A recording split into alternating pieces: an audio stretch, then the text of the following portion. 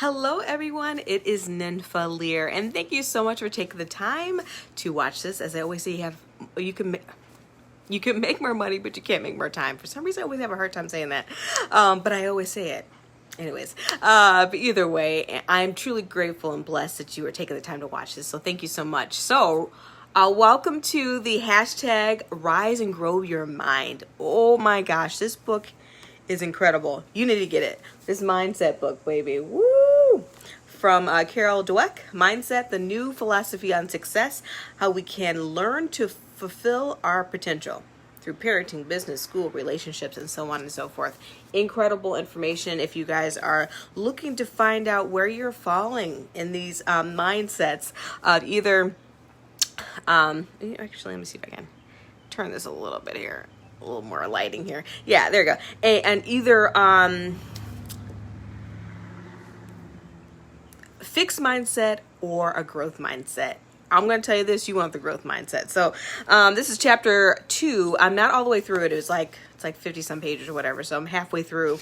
But she talked a lot about what fixed mindset was and a growth mindset is, and a lot of examples. And it was quite interesting. One of the examples was they gave kids puzzles, and they got harder and harder and harder. So they made them very comfortable. They came in, they started doing these puzzles, and they made them harder and harder. At first, they're very easy. Everybody loved it. It was fun. And then you start to see the split between the two people, the two kinds of people, the fixed and the mindset. I'm sorry, fixed and the growth mindset kids. The fixed ones were like, this is too hard. I don't want to do this anymore, because they had gotten to a certain level and they wanted to be recognized for their great work that they did and was successful in the puzzles previous, right? And the other ones were like, ooh, give me more of these. This is a challenge. I can't wait. Once I accomplish this, I could really learn something here. And they were just excited. And they even said, hey, can I take home the hard ones? And I'll bring them back in tomorrow and see how I do.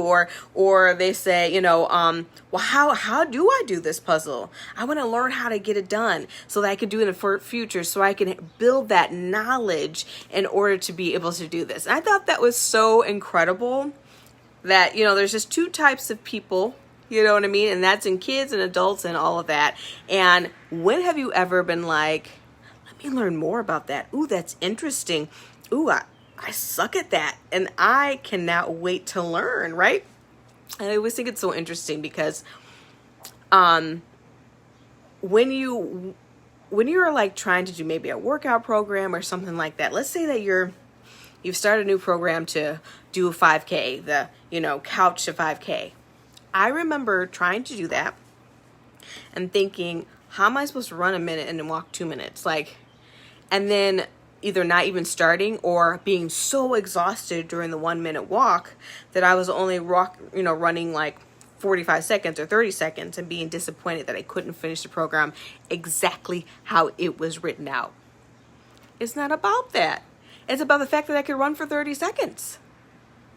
And that I now have to build on that and learn and get endurance on eventually running for a whole minute.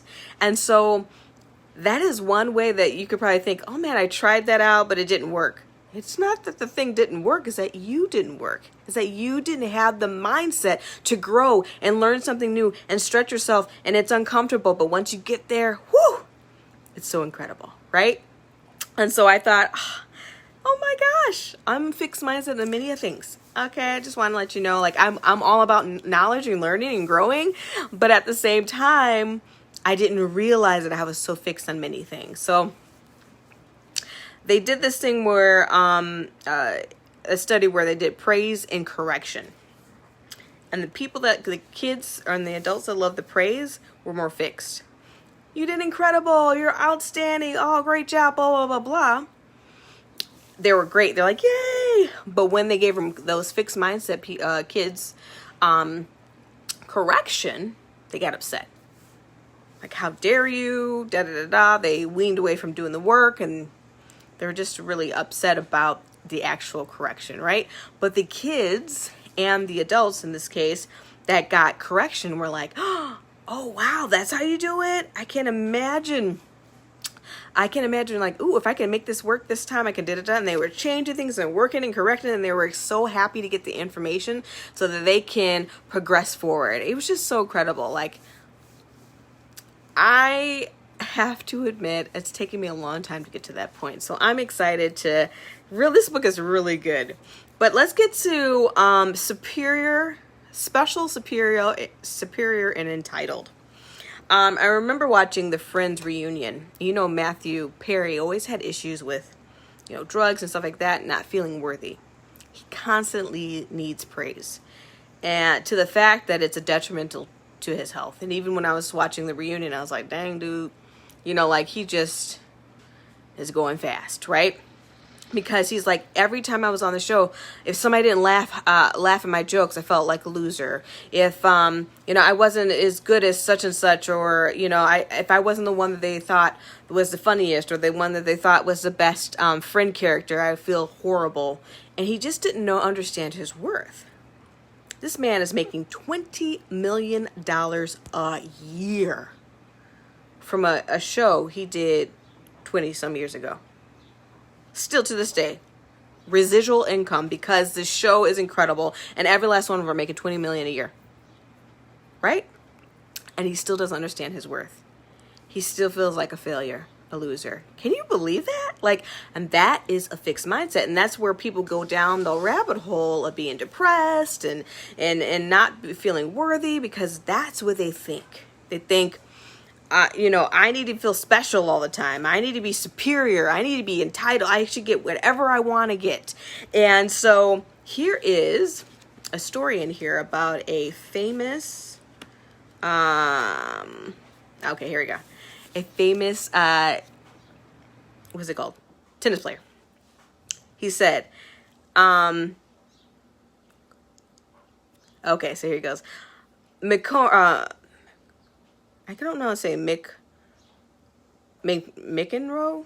Anyways, he used sawdust to absorb the sweat in his hands during a match. This time, the sawdust was not to his liking, so he went over to the can of sawdust and knocked it over with a racket.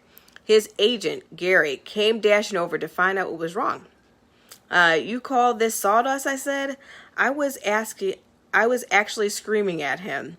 The sawdust was ground too fine. This looks like a rat poison. Can't you get anything right?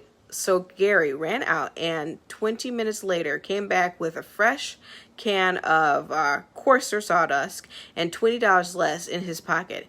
He had to pay a union employee to grind up a 2x4. This is what it's like to be a number one. He goes on and tells us about how he once threw up all over a dignified Japanese lady who was hosting him. The next day, she bowed and apologized to him and presented him with a gift. This, proclaims, is always also what it's like to be number one. Everything was about you.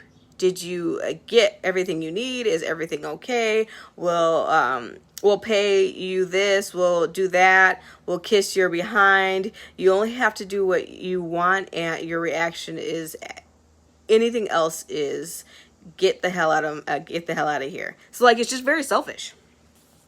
So let's see somebody successful. So Michael Jordan is actually the opposite. He has a growth mindset. This is what makes him so incredible. So when he decided to come back to basketball after he took a little time off, people were like, "Oh my gosh, he's Superman. We love him. He's great. He's amazing."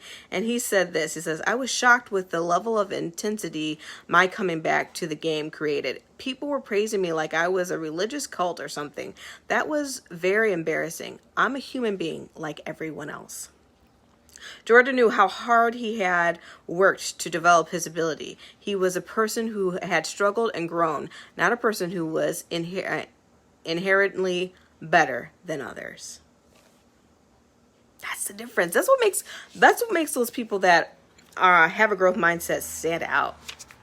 They're just so gracious, right? And to a certain, they just have this way about them that they're constantly learning, constantly trying to do their best all the time. at the abilities they have at the moment, you know? And so far so good. That is what I've learned in chapter 1. Those are the 3 things I've learned. Basically, obviously what a fixed mindset and a growth mindset is, but how that actually looks. You want to be praised all the time. You want to be entitled. You want to have it where, like, if you succeed, someone else fails. That's not true. This world is in an abundance of things. Actually, I saw a video clip from Gary Vaynerchuk. I think that's how you say his last name. Gary V. And he was talking about how people think that, oh, that's stupid that you're doing that. Oh, that's great, or what have you. And he's like, there is no or, there's more. Everyone can have more. There's not and or this or that. It's everyone has their own thing. They can all accomplish wonderful things in this world with what they have and become better as people. And that is just so true. I might actually pop the link in that below here so you guys can see that. But that's what they say. You should always say that you love yourself, right? Don't expect other people to do it for you, because you need praise all the time. You must start praising yourself and start really going out there and just handling life with love and care for yourself and for others. So that is what I learned today in this mindset book. If you're not reading this, you need to read it. I feel like I'm not giving it justice. It's incredible. And it really is going to help you decide to, when you decide to do something that you can suck at first, it's okay, because you can improve. The IQ test you took at 5 or 6 or whatever, or in high school or whatever, does not define what your IQ can be today. Please, right? You can grow from that. You can become more than that score. Stop letting that one score, stop letting that one defining incident take you out, because that's that's just a situation that you learn from. It's not a situation that you die from. You grow from it. All right, I love you guys. Take care of yourself. If you want me to send you chapter 2 homework, or even chapter 1 homework, to find out if you are a fixer or a growth mindset, I will send that to you in a PDF. I'm going to finish out chapter 2 for you guys tomorrow, and I'll talk to you soon. Bye.